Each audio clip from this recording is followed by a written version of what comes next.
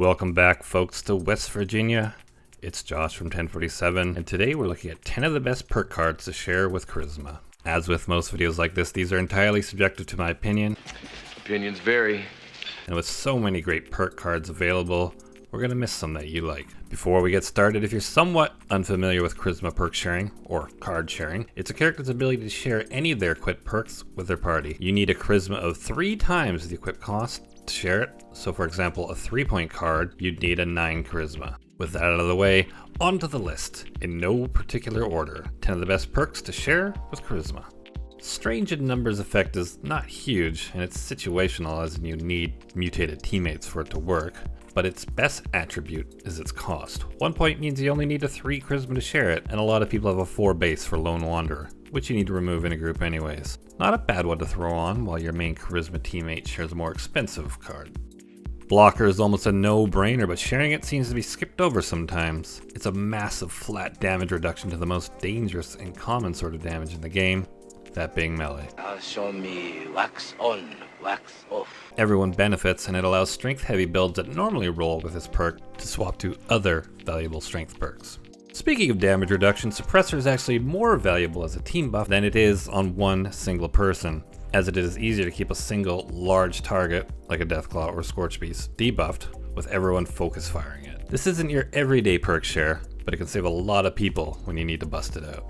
Adrenaline is our only card feature that can require a max 15 Charisma, but it can pile up some massive damage bonuses for the team in large-scale multi-mob fights like the golf course or the Scorch Beast Queen fight. Adrenaline suffers a bit in that the buff will fall off if there's not enough targets for the group to feast on, and generally, in that anything you can kill fast enough to stack the buff probably doesn't need the buff in the first place.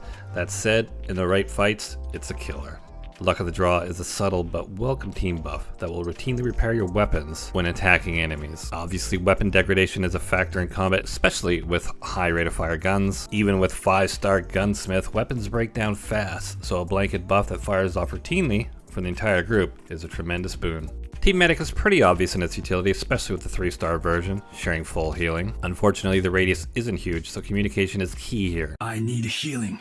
Group people up before using stim packs. It's also lower tier in usage in key areas, meaning in specific fights there are better cards to share, but for day-to-day use with high damage situations, especially with a few lobies in the group, it's never useless. Speaking of shared perks that are always kinda useful, Lifegivers is a nice, safe hit point buff for the entire party. Nothing sexy, but at 3 stars plus 45 hit points hurts in no way and is applicable in every situation. Even the 1-point version of this with a low charisma is a nice little bump to survivability in any situation. Inspirational, giving a flat experience boost to the entire party, is always popular when you're leveling up or helping friends level, but post 60 or 70 experience bonuses seemed kind of unimportant. Until respecs went in a few weeks ago, that is. Now, with the ability to completely revamp yourself via leveling, anything that speeds up the process is a boon. You don't only need new levels for moving points, but for getting new cards to fill out those new stats. Inspirational will always have a use in some form.